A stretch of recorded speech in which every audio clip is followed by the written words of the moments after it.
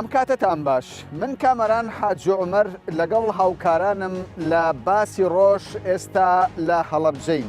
ئێمە بە دوواداچوون دەکەین لەسەر بڕیاری حکوومەتی هەرێمی کوردستان، حکوومەتی عێراقی فیدراڵ بۆ بە پارێزگاکردنی شاری هەڵەبجە کە 4 ساڵ تێپەڕیوە لەسەر ئەم بڕیارەیان. ئاخۆ ئێستا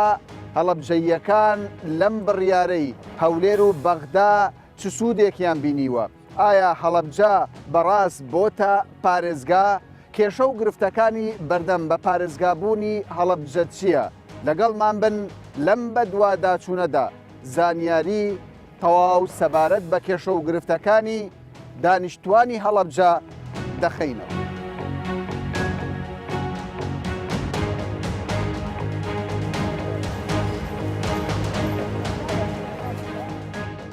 چوار ساڵ دەبێت هەڵەبجە بۆتە پارێزگا. لەو 4 ساڵی چی کراوە بۆ هەڵەبجە؟ هیچی بۆ نەکراوە. هیچ. پێتان وایە بۆچی تاوەکو ئێستا هیچ بۆ هەڵەبجە نەکراوە؟ والله هی قەزیە لەیان و حیزبەکان.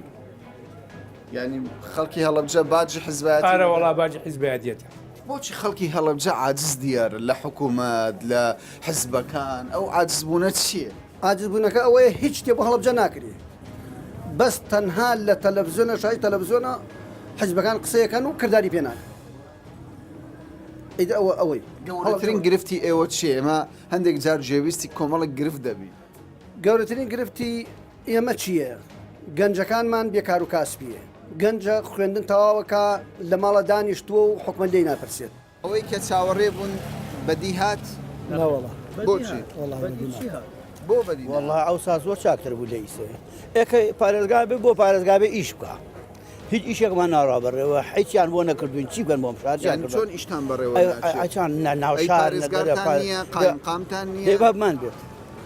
کارتان لێرە بەڕێوە ناچێت؟ نە والله هیچ کارێکمان بۆ بەڕێوە ناچێ و هیچی بە دڵی خەڵکەکە نییە. بۆچوونی من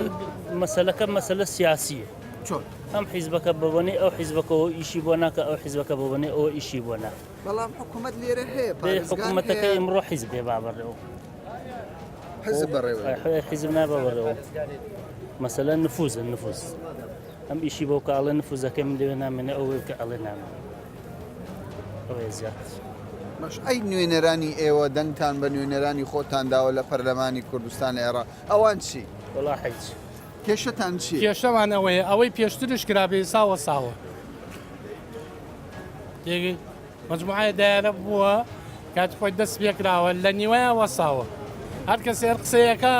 هینیەکە بە ئەو قەیرانەوە کە ئەڵە قەیرانەی تر کەسێکی بۆ ناکرێت. پێشتر باش بوو ها؟ قەناتان بەم قسەیە قەناعەت بۆ قسە نییە نەوەڵا.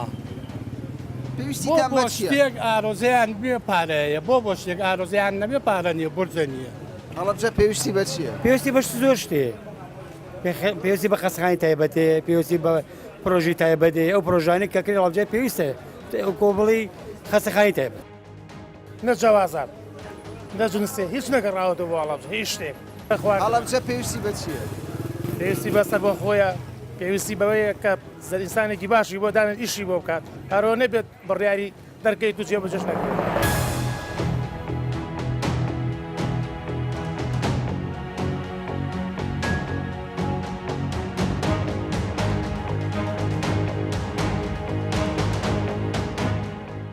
چوار ساڵ دەبێت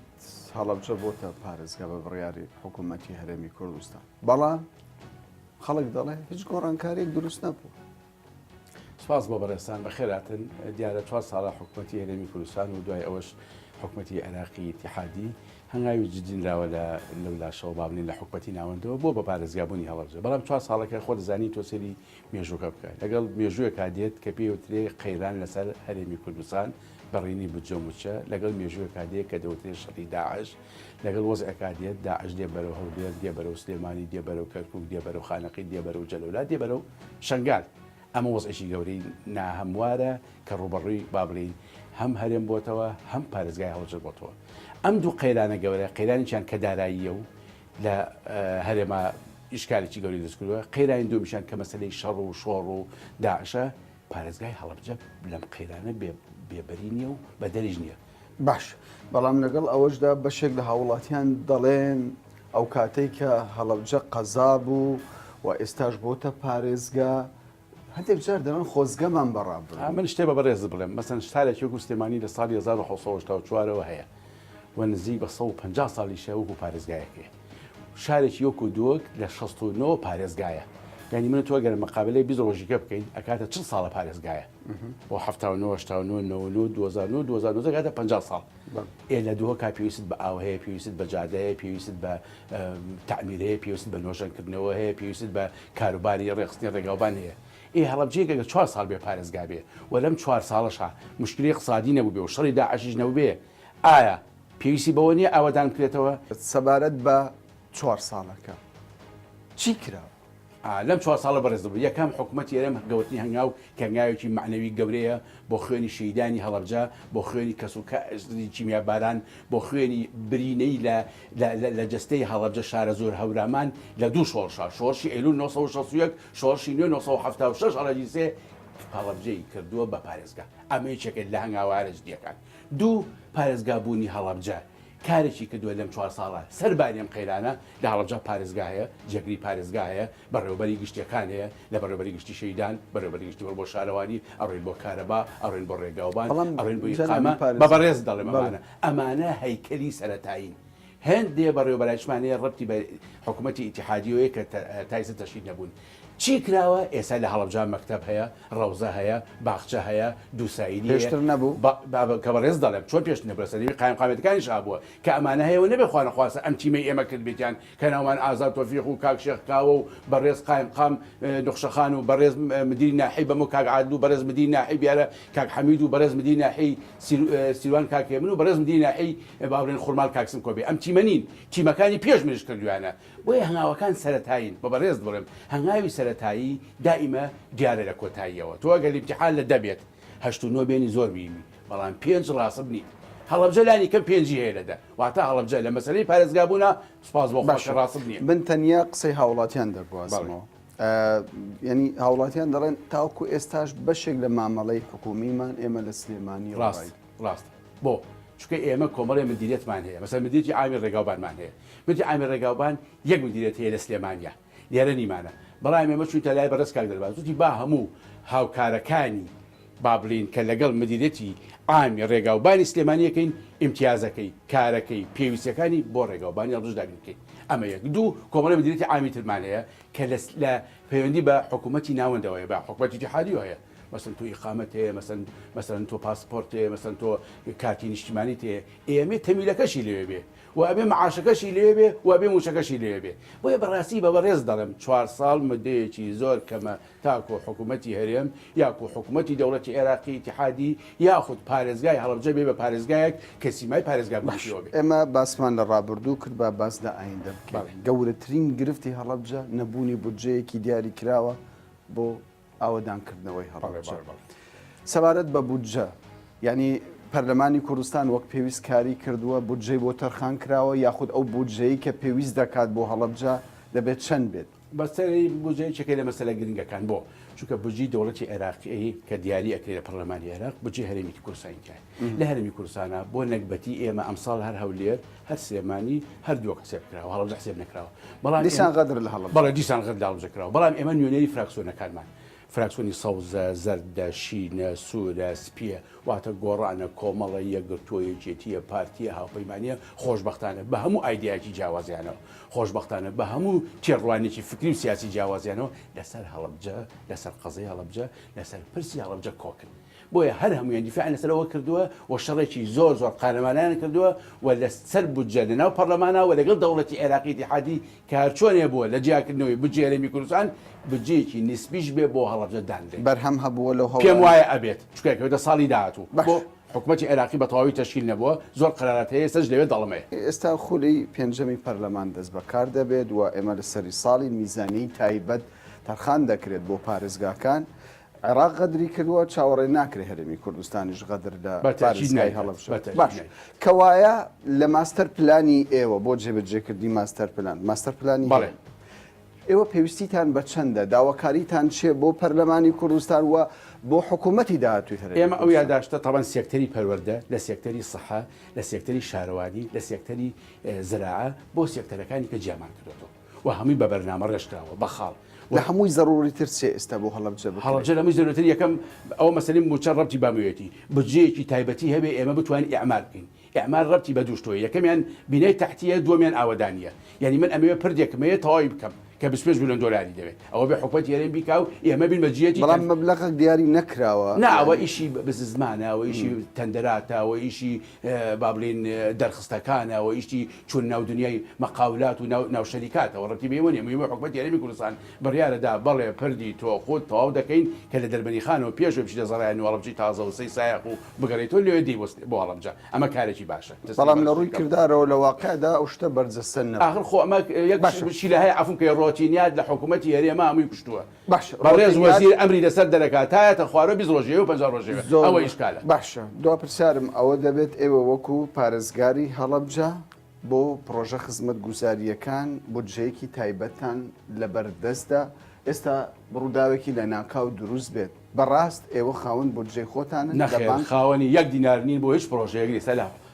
پارێزگای هەڵەبجە لەوانەیە لاشت عەجایب بێت یعنی ئەگەر بڵێم 9 میلیۆن دلاریشمان لای حکومەتی هەرێمە چکە بەڕێز کاگنێچیر قەراری بۆ بڕیار بۆ میلیۆن دلار بدا بە هەڵەبجە 9 میلیۆنی وەرگیراوە 9 میلیۆنی ماوەتەوە هیواداری لە بەیان دووبیانە بینیمان ئەو 9 میلیۆنەشمان بۆ سەرفکای بێتەوە ناو خەزێنی هەڵەبجە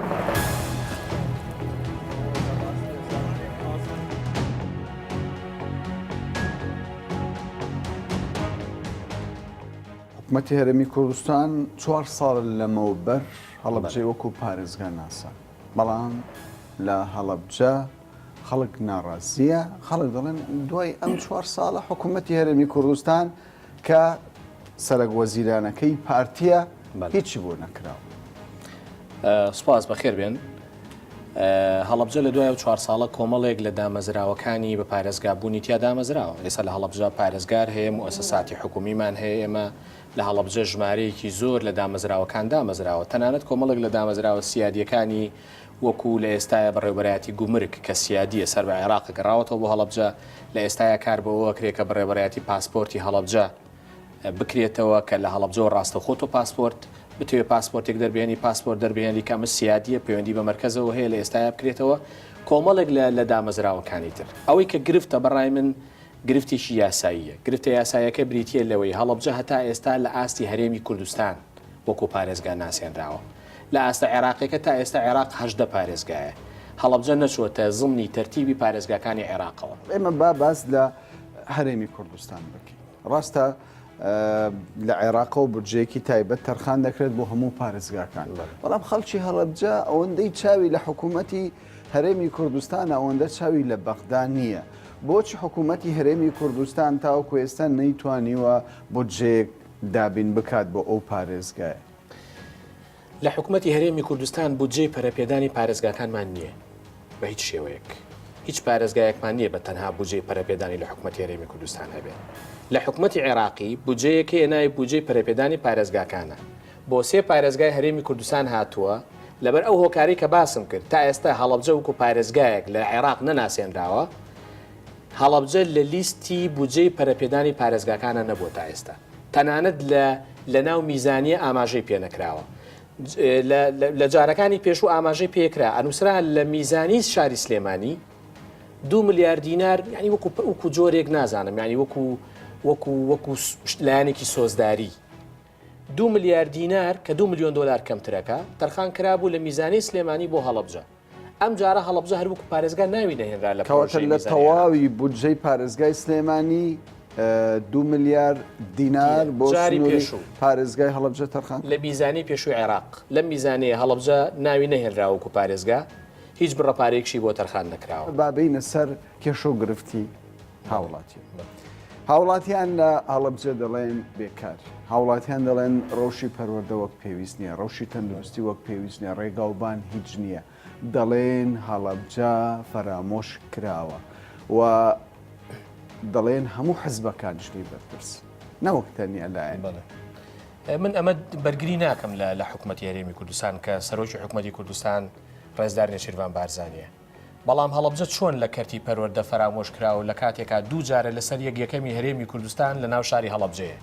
ئەمە هەر خۆی واقعیان تۆ ناتوانیت ئێوە ئێستا سەردانی شاری هەڵەبجەتان کردو ڕێگاوبانەکانتان بینیوە لە مەدخەلی شارەوە کە داخلەبی تا تەواوی شارەگەڕی هەڵەبجە لەو شوێنانە نییە لە ئێستاکە هیچ ڕێگاوبانیتیان نیە بۆ نمونە بەڵام بێکاری سنتەری شار مرکزی شار بێکاری. یەکجار ینی سیمای پارێزگای هەڵەبجە پێوە خۆی قەزایەک بووە هەڵەبجە خۆی ئێستا قەزایەک بووە. قەزایە؟ چەند ساڵێکە هەڵەبجە بڕیاری بە پارێزگابوونی دەرچووە تەمەنی بە پارێزگابوونی هەڵەبجە 4 ساڵ کەواتە چاوەڕێی ئەوەی نەکەین هەڵەبجە وەکو پارێزگایەک مامەڵی لەگەڵدا بکرێت هەر بە چاوی ڕابردوو سەیری نا من لە حکوومەتی هەرێمی کوردستان هەڵەبجە پارێزگایە و مؤسساتێک پارێزگاری هەیە و مؤسساتەکانی ناسێنراوە لە ئێستاە و تەنها ئەوەی کە ماوە لە ڕووی مؤسساتەوە هەڵەبجە ئەنجومەنی پارێزگای نیە لە ئێستاە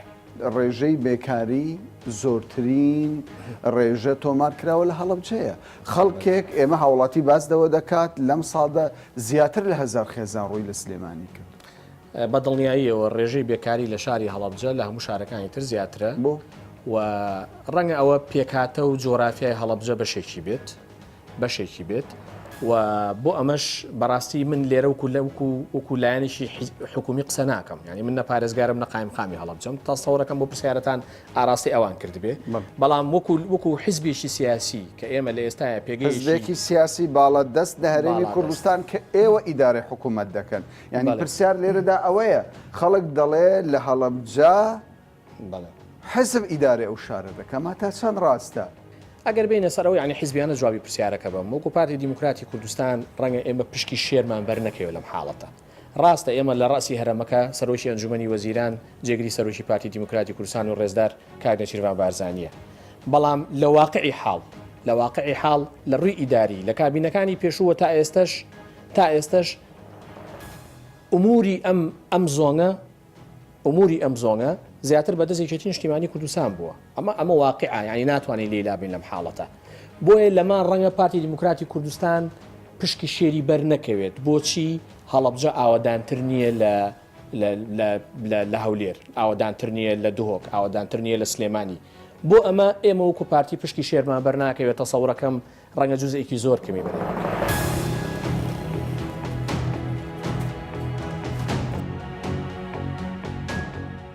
ئێمە بە دووادا چوونمان کرد سەبارەت بە کێشە و گرفتەکانی بەردەم بە پارێزگابوونی هەڵەبجە حکوومەتی هەرێم دەڵێ هەڵەبجە پارێزگایە و عێراقیش دەڵێ هەڵەبجە پارێزگایە حکوومەتی عێراق بەڵام دەڵێن تاوکو ئێستا بە شێوەکی فەرمی لە بەغدا عێراق هەر 18 پارێزگایە نەبووتە 90 ڕاستە ئێستا عێراق پێم وایە بەرەو ئەوە هەنگاوی جددی ناوەکە ینی بنیادی هەڵەبجە وەک پارێزگا تەواو بکە زۆربەی بەڕێوەبەرایەتە گشتیەکان ئێستا لە وەزارەتی ناوخۆ بنمونە کە بە ئەوەی تابعی وەزارەتی ناوخۆیە بڕیاری بۆ دەرچووە کە لە هەڵەبجە بکرێنەوە بە شێوازێکی ڕسمی بەم نزیکانە ڕەنگە بەشی نشینگە و پاسپۆرت و مرور و ئەمانە بە تەواوەتی بکرێنەوە تقریبا شتێکی وای نەماوە بنیادی و ستراکچەری هەڵەبجە غەیری کۆمەڵشتی ڕۆتوشی کۆتایی نەبێت جینا زۆربەی بۆ کراوە ینی وەکو یاخود بڕیار دەرچۆکە بکرێت بەڵام کێشەی هەڵەبجە ئێستا وەکو پارێزگاری هەڵەبجە باسی لێوە دەکا و خەڵکیش باسی لێوە دەکەن نەبوونی پارەیە بۆ ئەو شارە پارەی بودجەی هەڵەبجە بێگومان لە حکوومەتی هەرێمی کوردستانەوە پێویستە دابین کرێت ئەی عێراق پێویستە ساڵانە چۆن پشتێکەدا بە هەموو پارێزگاکان لە بەشی پەرەپێدانی پارێزگاکانی هەر بەشێکی تر واکرێ لە ئایندێکی نزیکە یعنی بەعزێک داهاتی تریشی بۆ تەرخان کرێ لەژێر هەر عنوانێکی ترە بەڵام مەسلەی ئەو شتە هەمیشە ڕەمزیە هەموو ساڵێک لە بودجەکانە ئێمە شەڕی ئەومان کردووە کە هەڵەبجە وەک پارێزگا ناوی تۆمار کرێ سەبارەت بە حکوومەتی عێراق میزانیە بۆ پارێزگاکانی هەرێمی کوردستان بودجەی پەرەپێدان بۆ پارێزگاکان هەیە بەڵام لەو میزانیەدا هەڵەبجە فرامۆش کراوە ئێوە وەکو فراکسیۆنەکان کە بەڕاستی خەڵکی هەڵەبجە ئومێدی لەسەر ئێوەی بە تایبەت ئەوانەی نوێنەری ئەو شارن ئەو ناوچێن یعنی ئێوە چی دەکەن و چیتان کردووە ئێمە هەموو ساڵێک هەرزم کردی ئەو هەڵەیەمان چارەسەر کردووە لە بودجە هەموو ساڵێک نەمانێشتۆ بودجە تێپەڕێ بەبێ ئەوەی کە ناوی هەڵەبجە بکرێتت پارێزگا بەڵام ئەوە نەخێت تەبعانەوە بەس نییە ئێمە جوهدی تایبەتی تریشمان هەیە ئێستا بۆ ئەوەی کە بە نمونەش بودجەی شەهیدان و زیندانە سیاسیەکان و ئەمانە کە بەشێکی باشی بەری هەڵەبجاکەوێ بخرێنە سەر حکوومەتتی عێراق و موچەکانیان هاوتاکرێ بەوەی کە لە بەغدا هەیە کە نزیکەی 2 ئەوەیەکە هەرێمی کوردستانیدا بە شەهیدان و وارسی شەهیدان. بەرحاصڵ ئێمە بە هەموو دەواازەیەک ئەگەڕێن بۆەوەی کە بتوانین شتێک بۆ بچڕین لە بەغداوە بۆ هەڵەبجە بۆی کە خزمەتی و شارە بکەین. بەڵام خەڵکی هەڵەبجە زۆر جار باس لەوە دەکەن دکتۆر دەڵێن ڕاستە بە بەردەوام باس لە قوربانیەکانی هەڵەبجە دەکرێت بەڵام نوێنەرانی ئێمە بەجددی کار بۆ دەستە بەرکردنی مافەکانی ئێمە ناکەن. مەسلەی بە پارێزگابوونی هەڵەبجە هەمیشەیەکێک لە ئەجێندا سەرەکیەکانی ئێمە و فراکسیۆنەکانی تریش بۆ لە بەغدا لە بوجایەکێک لە هەر سەرەکیترین تێبینەکانمان علاقی بە هەڵەبجەوە هەبووە. ئێمە اعترافەکەین ینی هەموو سیاسەکانی کورد کەمیان کردو بۆ هەڵەبجە زۆر مستحقی لەوە گەورەتر و شایەنترە. بەڵام ئێمە درێغیمان ئەوەی توانی بێتمان درێغیمان کردو. سەبارەت بە حکوومەتی هێرێم قسەت هەبوو من لەوە دەست پێ دەکەم حکوومەت دەڵێ ئێمە قەیرانمان هەبووە لە ڕابردوو هیچ پارێک نەبووە بۆ پەرەپێدانی پارێزگاکان بۆ ئەژ نەمانتوانیوە هیچ بۆ هەڵەبجە بکەین. نا لە ڕاستیا و قسەیە دقیق نییە لەبەرەوەی ساڵانێکی پێش دروستبووری ئەم قەیرانە کە حکوومەتی هەرێم پارەی زۆر بوو هیچ خزمەتێکی شانی باسی هەڵەبجەی نەکرد.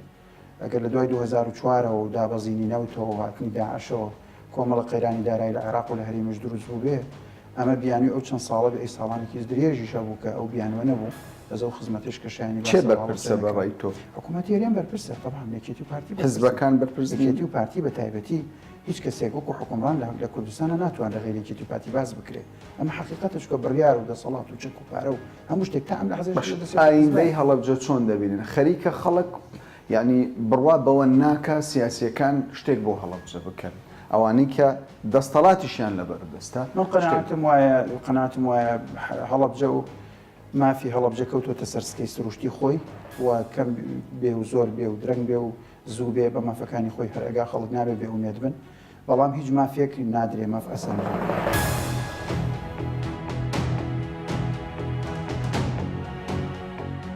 لە ئەرزی واقع سیمای بە پارێزگابوونی هەڵەبجە ڕەنگی نەداوەتەوە هاوڵاتیانش لە شاری هەڵەبجە نیگەرانن لەوەی تاوەکو ئێستا چ لەلایەن حکوومەتی هەرێمی کوردستانەوە یاخود لەلایەن حکوومەتی بەغداوە پرۆژەی جددی و بودجەی تایبەت بۆ پێشکەشکردنی خزمەتگوزاری بە شارەکەیان تەرخان نەکراوە ومێد دەکەن لە کابینەی داهاتووی حکوومەتی هەرێمی کوردستان و کابینەی بەغدا چاوێک بە ڕەوشی قوربانیانی هەڵەبجە بخشێندرێتەوە و هەڵەبجەش هاوشێوەی پارێزگاکانی هەرێمی کوردستان مامەڵەیان لەگەڵدا بکرێت تا بە دوواداچوونێکی دیکە و باسێکی دیکە بەخواتان دەستپێرم.